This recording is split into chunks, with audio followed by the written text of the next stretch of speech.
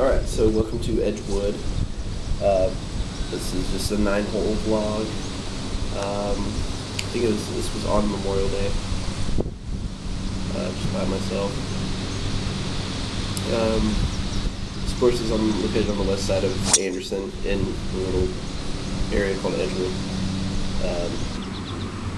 Pretty short. I'm actually playing what used to be the back nine.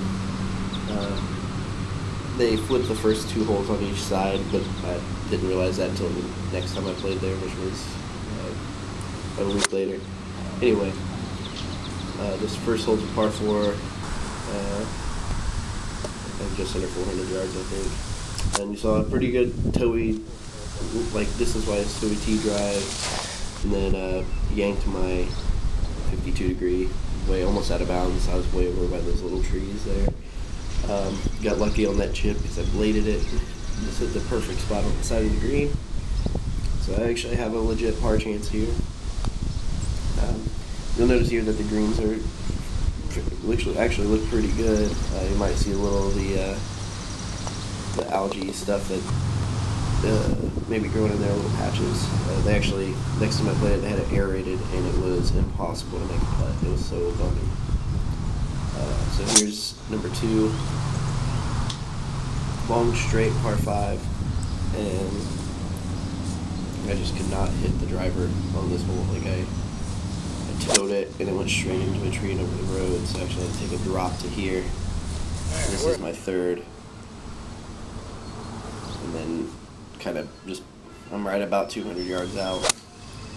So I grabbed 5-iron, a little bit downwind, and that's one of the better shots I've hit all year right there, this 5-iron. It landed hole high and just squirted up to here. So this is for 5. Just barely missed. My putting speed was like perfect this day. I just could not make anything. It was inches from the hole every time. And so +2 through 2, that's okay. This drive right here is one of my best. Just absolutely crushed it. Just dead straight, bomb.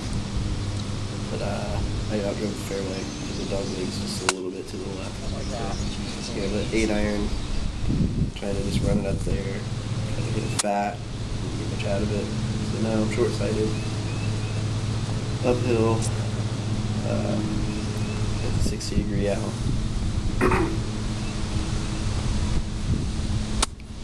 Flop it up there and hopefully land it close, but landed it past the hole. So didn't swing all the way through, so I kind of punched it out. Now I got a downhill here for par from about 15 feet. And started it to the left, and it never came back. I know the camera makes it look a little off, but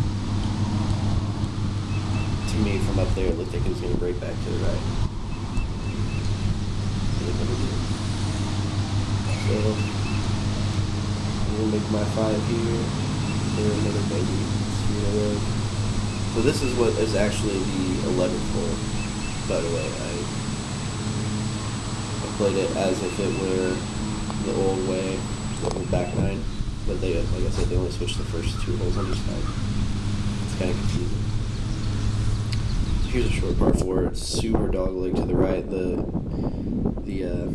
If you look down the tree line about halfway and then look to the right, it's kind of where the green is. You see a cart up there on the right. It's just a little bit left of it. So I took 5-iron here. Did not clear any of the trees. Got stuck. Came straight down. So I tried to get 60 degree and go over the trees, hit it fat, and it landed right in front of the tree right in front of me. So now I'm got a 7-iron. The green's actually to my left here, and there's a bunker where it's really light. And I skipped right there, got over the bunker, right onto the back of the green. I'm trying to be fancy.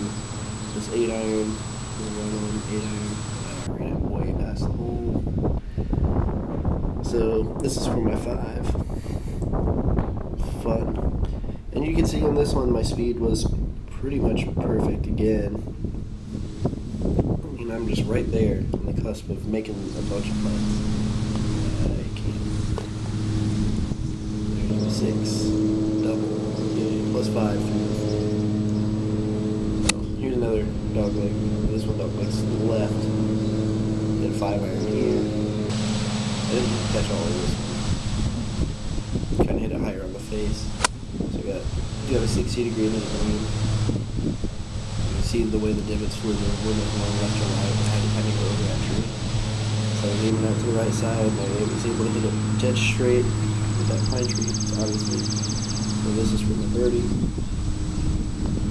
This is kind of a double breaker. It starts to the left and then kind of laps out to the right a little bit. See speed good again, just not quite getting the aim. I don't know if it's on alignment or just maybe moving it around.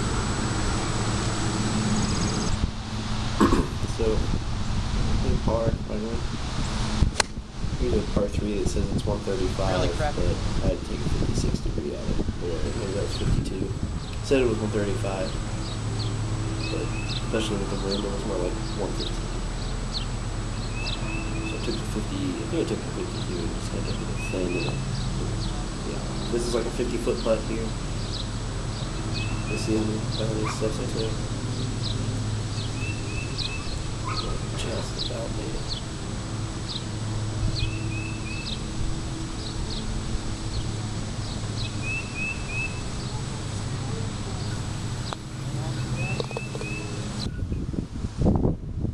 So that's another par. It's 2 in a row. There's another par 3. Also says it's 135. Took the 52. This one I actually left a little short. With the 8-iron chip and run here. Trying to 8-iron ways. Right here. And you'll see that I kind of yanked it to the left. I'm not used to it. Yeah, I was just kind of trying it. Man, that's good. Turn the face way too much. Just hooked it. I got another 10 feet here on my par, which I get excited about because it's going to make 3 pars in a row. Like, look at that putt. Perfect. So it's not even carrying too much speed. It kind of really a couple inches high. No more than a foot. So this is 8. You'll see this is a terrible strike. I started way off the toe, and I mean, it only flew 200 yards high, so I'm a little bit over 150 out into the wind. So I got my 7-iron here. And this was as good a strike as any shot I've hit all day. Got it up there and it just loaded up in the wind. So it is possible it's one of those to roll back a penetrating 7-iron. strikes. You can see my ball mark there, and it actually rolled back that much. My ball mark. And then it rolled all the way back. Because of the wind, it really got a lot of backspin on it. So here's a good birdie chance again. 3 pars in a row. It's pretty nice to have a chance at another birdie. Just missed that too. And then here's another par. 4 pars in a row. Unbelievable. Here's 18. It's a par 5. I'm actually aiming towards that water tower in the background because that's when I want to draw it with the wind. And I kind of pulled it, so and it just barely missed the fairway left. If I would have landed a little bit farther right, I would have went around the tree to my right. You can't see it here, but there's a tree line just at it. And that's kind of where the fairway curves around. We have a 7-iron here, about 200 yards out. Aiming towards the corner of the clubhouse, so I'm trying to hook it back, which I do just fine, but I thinned it, and it kind of did roll low and flying. When I can get it up in the air like that, it actually will roll up to 200 yards. So just about. So here's third shot, 16 green. You can see I'm aligned a little bit to the right, the wind's blowing to the left. But man, I pulled that. It landed in the trees on the left. That was a terrible swing. 56 degree. No? What else? I think I was checking it for 52. No, maybe it was the 60 because they had a black. But anyway, I chipped it to here. So this is my upper par. And to make it 5 pars in a row to finish. And there we go. How about that? Alright, so I shot 41 on a 36. No, I'm not lying. Yeah, it was 36.